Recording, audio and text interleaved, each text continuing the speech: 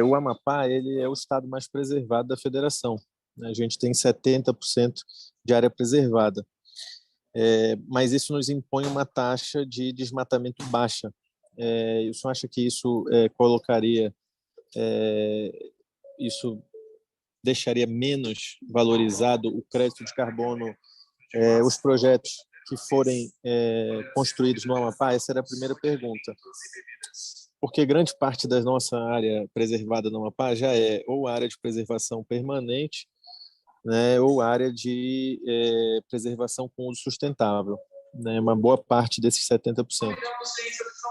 Segunda pergunta que eu queria lhe fazer é se nas áreas de cerrado a gente pode fazer projeto com a reserva legal, né, se o que já é destinado como reserva legal pode ser feito um projeto nessa área, porque aí eu acho que a gente começa também a ter uma possibilidade de expandir, né?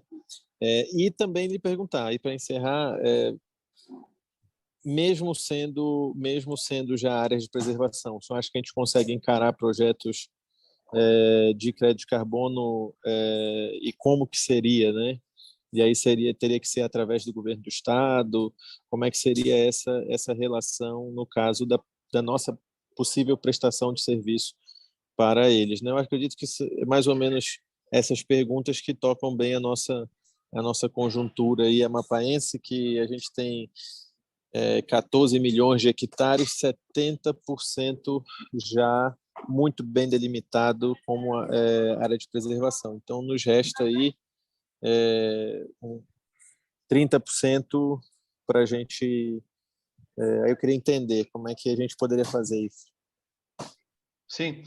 Os projetos de REDD, né, de conservação florestal, eles podem ser, né, desenvolvidos tanto em áreas privadas quanto em áreas públicas. Existem algumas situações específicas em áreas públicas que precisam ser respeitadas. Eu citei o caso aqui da Resex Rio Preto Jacundá, em Rondônia, né, que eu tenho já um conhecimento. Em outras, foi citado aqui o caso de terras indígenas e até mesmo outros tipos de unidades de conservação. Então, é possível, sim, tanto em áreas públicas quanto em áreas privadas, respeitando as questões, né, regulatórias das áreas de preservação permanente e reserva legal. Mas os projetos de crédito de carbono não são feitos só na reserva legal, só na preservação permanente, ou nas áreas excludentes, né, a essas áreas. É no todo, né? Se você tem 100 mil hectares, é nos 100 mil hectares. Não importa se é APP, se é reserva legal, etc.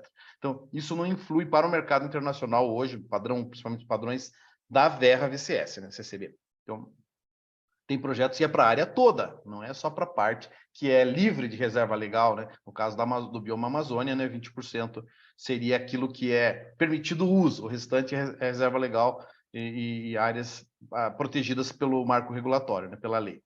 Então, eu diria, né, que pode ser na área toda, né? Em áreas protegidas de desenvolvimento sustentável, seja que não são de proteção integral, ainda um pouco mais acessível, né? Áreas de proteção integral têm algumas questões que precisam ser antes negociadas com o Estado. Esse caso da Resex, lá em Rondônia, que eu citei, a terra é do governo do Estado, mas tem, digamos, o direito de uso é da comunidade. Então, a comunidade desenvolve o projeto. Inclusive, lá tem concessão para manejo florestal, né? E tem várias atividades em conjunto. Bom, então, pode ser feito nessas áreas. Realmente, de fato, a sua primeira pergunta, né, leva a uma reflexão. No Amapá, eu já estive algumas vezes no Amapá, né? As taxas de desmatamento são menores, são inferiores, né, a outros estados, por exemplo, ao Acre, ou a Rondônia, né, sul do Pará, etc. Bom, Pará de uma forma geral, outros estados da Amazônia Legal. As áreas mais bem protegidas, evidentemente, são o Amapá e boa parte do Amazonas, o norte do Amazonas, né? Então, essas áreas têm taxas históricas de desmatamento menores.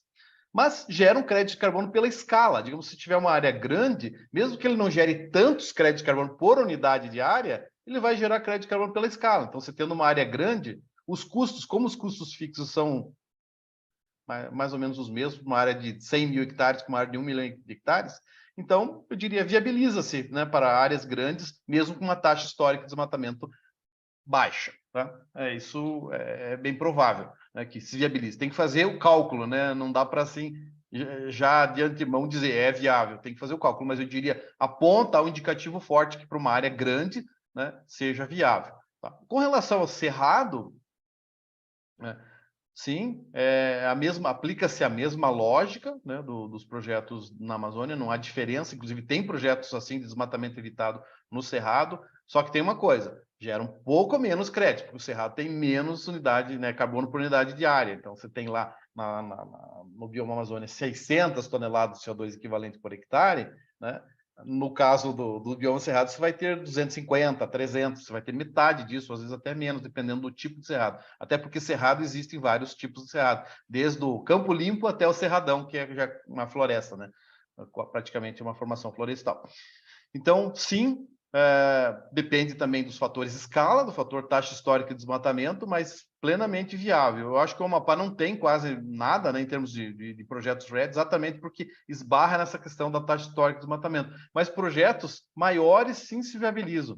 E eu diria que tem outros mercados, além desse mercado clássico aí, né, de fazer um projeto que usa a taxa histórica de desmatamento como referência. Existem outros tipos de financiamentos acessíveis a esses projetos. Não só esse mercado Verra, VCS, que é o mais acessível, o que paga mais, o que tem mais demanda, mas existem outros mercados, né?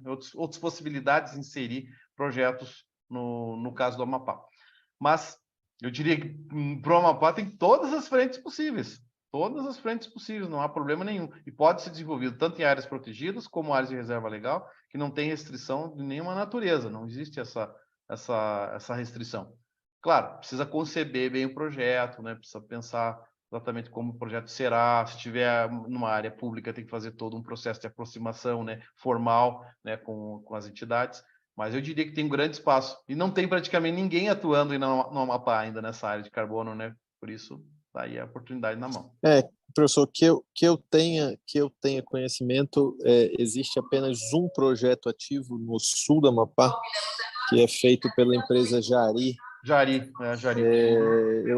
Que eu acredite, esse é o único ativo, né? E a gente vai fazer parte do seu curso e vamos capacitar uma equipe, e tem até uns outros colegas assistindo. Eu sou de Relações Internacionais, tem um outro de Relações Internacionais, tem um geógrafo e um gestor ambiental. Vamos ver se a gente monta aí um time qualificado no Amapá para a gente trabalhar essa temática. Ótimo, Lucas. Tem realmente esse do Jari, já é meio, não antigo, mas já tem um certo tempo, né? Ele pega uma parte do Amazonas, uma parte do Amapá, né? Da Pega Jari o norte mesmo, do Pará. Pega o norte do Norte do Pará Pará, e o não sul norte do do Amazonas, Amapá. norte do Pará. Isso, perfeito. Perfeitamente.